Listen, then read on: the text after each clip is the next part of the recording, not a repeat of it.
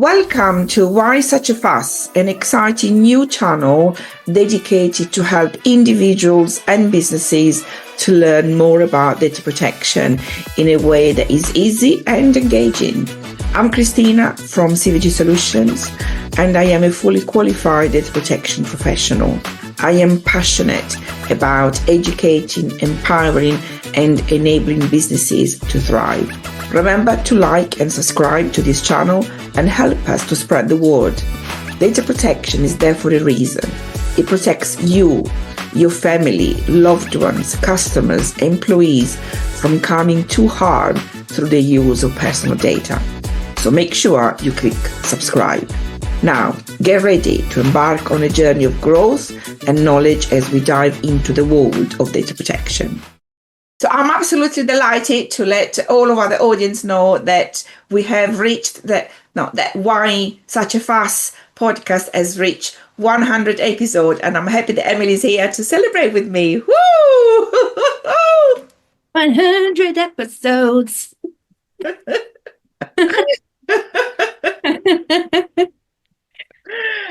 Thank you to my audience for supporting me in the podcast through this journey, and hope to carry on enjoying the future episodes.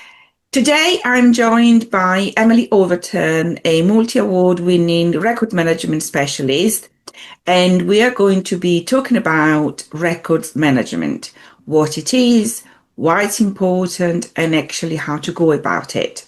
So, Emily, welcome to the show. Hello. So from a data protection perspective, I come across records management quite a bit. And so I fully appreciate its benefits and its importance. And I wanted my audience to actually hear from a specialist such as yourself, Emily, on this topic. So really, Emily, can you take us over what it is, records management, why it's important for an organization, and how should they go about it? No problem. So records management underpins data protection because the three fundamental things that I always say the records management is about is knowing what you've got, why you've got it, and how long you have to keep it. So in data protection terms, if you don't know what you've got, why you have it, or how long you need to keep it, you're not compliant with data protection. So therefore, to do records management, it underpins the compliance with law, because records management's not just about filing. Quite often people get so like, oh, it's just red tape, it's just, boring, yawn. But it's concerned with effective control, governance, and all around use of information and records. So good records management assists business delivery and decision making at all levels of an organization, as well as facilitating both compliance. You can also get costs and efficiency gains out of doing records management, because if you're getting rid of stuff, you're freeing up more space either on your drive or in your storage rooms. And we all know that, land costs a lot, and you want to be able to put more desks in places. So potentially digital is a way forward. And that's what records management helps with. It manages the second most popular asset within a business. And I say second because the first one will always be your people. After that is your data, your information, and your records. So good records management organizes the information it creates, transforms it into a corporate asset, by ensuring that its value is recognized. Its information processes are sometimes we go down the automated route, where you're able to do things with SharePoint with records management. But the main thing is that all relevant risks are identified, mitigated, and managed. But I think we're talking about risk management in another episode. Yes, we are. Yeah. But also, like you say, records management is not just about filing. What I find is really, really useful in an organization is not just, what you've got and where you've got it, but also, the version control, because, especially if it's a document that it's a live document that is got different, various reiteration, it's important to have that version control to make sure that you are using the absolute latest version.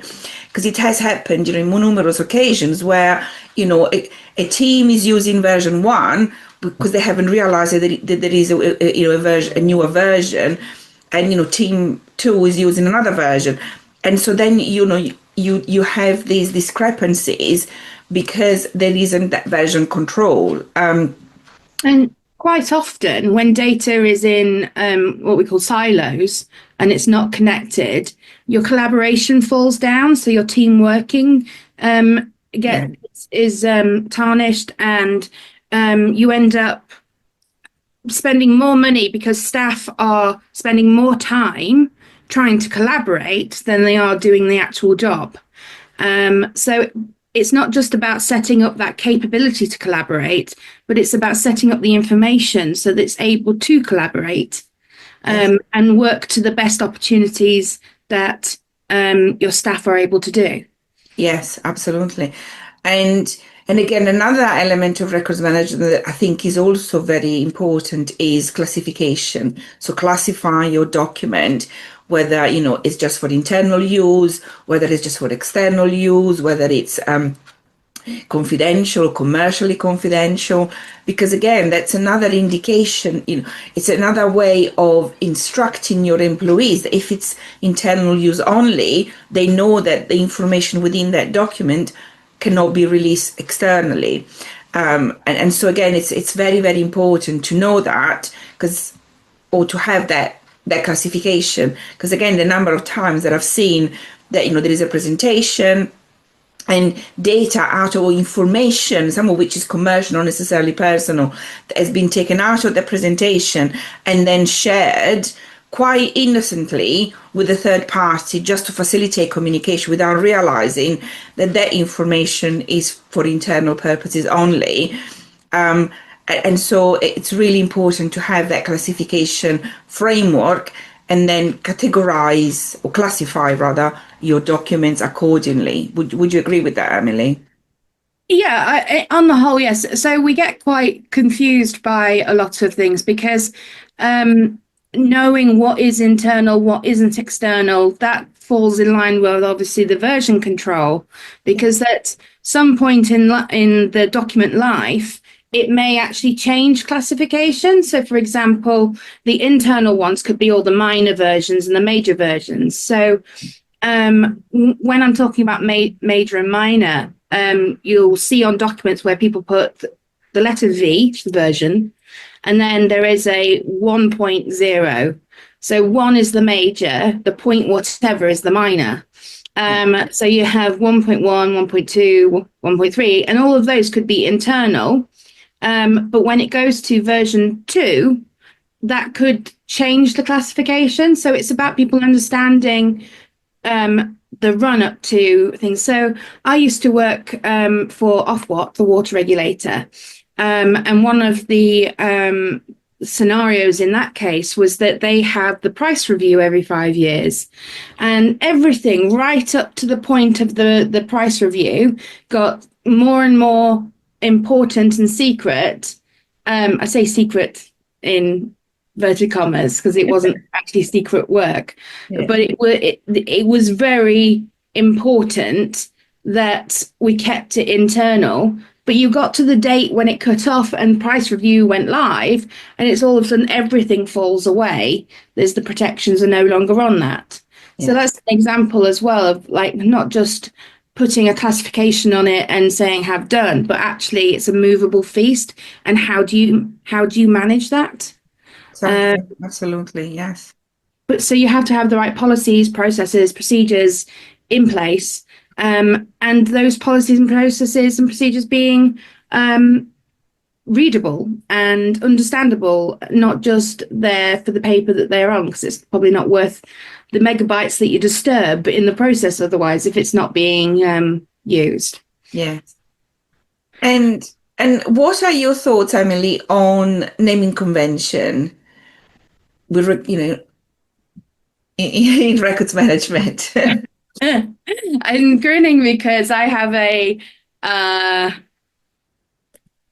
I don't go along the route of like that kind of process. People love a naming convention, and your your long in the tooth records managers will very much scream naming convention, whereas I'm all about metadata and tagging, and don't worry about the name, because on the system you can search for the metadata and all documents are readable. So why are you forcing people to go down a naming convention route? But I have to admit, I'm on the opposite side of the fence for a lot of things, is that you'll get people that won't agree with me. And I talk about it quite at length. I actually, one of the things I do enjoy, I say enjoy that, oh my God, it makes me so sad, is the International Date Standard. Okay. So the International Date Standard is basically the today's date reversed. So what is it today? I can't find the date. 18th of June. So it would be 2025 06 18 hyphen and then whatever you call the document. And the reason why I like that is because you're able to press the buttons for the order, and you will get the most recent copy at the bottom or the top, which depending on which way you've organized it, because it will run it down in number before it runs in A to Z. Yeah. So I actually like the International Date Standard. Oh my God, it sounds so sad. I like the information International Date Standard. I do. Oh, so what do you mean? Can you just be a bit more specific when you talk about metadata? What do you mean by that? What is it? Metadata is quite simply data about data. It's a descriptor. So if you imagine the book contents, so that you can find the page that you're wanting to go look at, you're using metadata to find the item within a book. And the same works for an EDRMS systems, even any kind of searching tool. So Twitter, I refuse to call it the new name, used to use hashtags. And hashtags would link it into a topic. So your tweet would be found if people were using that hashtag to search. So I used to do on Twitter RMGirl dress watch, because I wear a lot of dresses and everyone was always interested in what dress I was wearing when I was going out to events. And so every outfit that I put out there, I would put a hashtag RM Girl Dress Watch, and then people could search up that tag if they were interested. So so metadata, well, one of the things, the really important things to think about is that it's descriptors of a person. So, for example, metadata about you, Christina, would be brown hair, Italian. Think of ones like makeup, because I think you like makeup. And potentially your dogs, because you've got a dog. There's all sorts of words that you could use to describe who Christina is before you actually find Christina herself. That's what metadata is you're finding stuff using tags. So another example is Google spiders. When they crawl the websites looking for content, they will look for the tags that people have attached to their blog posts and to any content. So SEO, search engine optimizing is it's a bit of a dark art.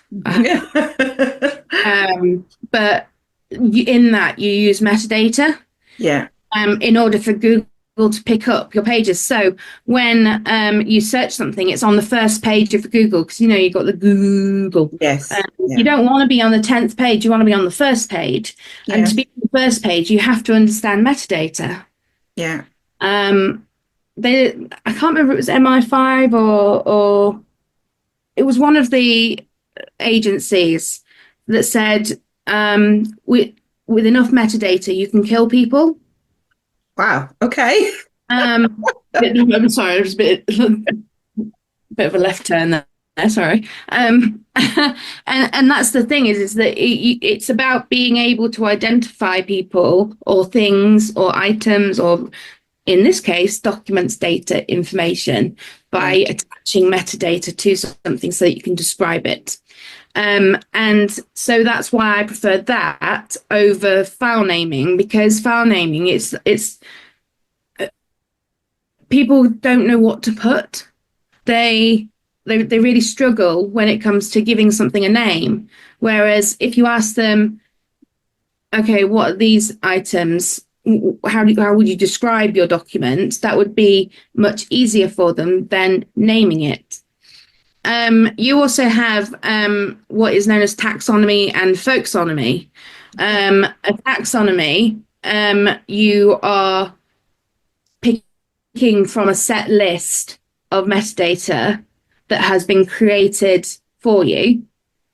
Folksonomy is something that's created by the folk. So, for example, the different ways that you can spell words. So, pediatrician, people spell it P-E or P-A-E. Yeah. And that can cause issues with search results, because if someone's spelling it wrong, in fact, actually, even RMS used to have hashtags, and it would be RMS 25 for this year's conference. But some people would put RMS 2025, and if you put 2025, you're deviating from the taxonomy and creating a folksonomy, because you're creating another set of data. Right. Sorry, I feel like we've gone right into the nerd. Deep dive. But it's very interesting, so yeah. So this proves that there is so much more to records management just filing. So that's the reason why we're talking about it. So it's good. Yeah. I genuinely have been trying to make records management sexy for 20 years. It's something like 20 years this year. Like I've always said is that, if you're managing your records and your data, you can manage anything. And Records Management Girl strapline was tabular fugit, to infinity and beyond filing. To infinity and beyond filing, tabular fugit. And that's basically, I'm a Disney princess, so, Toy Story. But it's about the fact is tabular fugit is a mix-up of tempus fugit and tabula rasa. Tempus fugit is time flies, and tabula rasa is blank slate. My mix-up of that basically ends up being your records are flying. Yeah. Because if you're managing your information, your records and data, then you're unstoppable, basically. Yes. And I think, as you said at the very beginning, data is your second, from an organization perspective, is your second most important asset. Obviously, the first one is the people and the knowledge that they have and the experience, etc. But second, it's your data. If you lose your data, you are impaired in making informative decisions. You really can't run your business. So, and once that data is lost, and you can't retrieve it, it's a real big impact to your business, to the point that sometimes the hit is so big that you actually have to close the doors. You just have to look at the pandemic, when we sent all of our people home and they had to work online, and there were large amounts of company that were still paper-based. And you don't have access to your office because you've got a pandemic. And I'm not saying that we should have another one anytime soon. But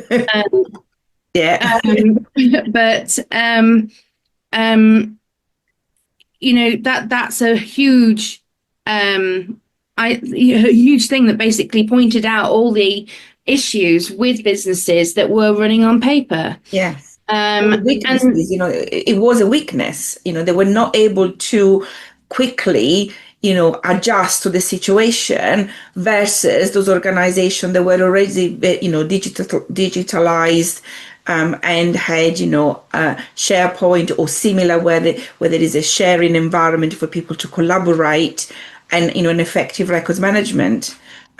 So some of those organizations actually had to close the doors.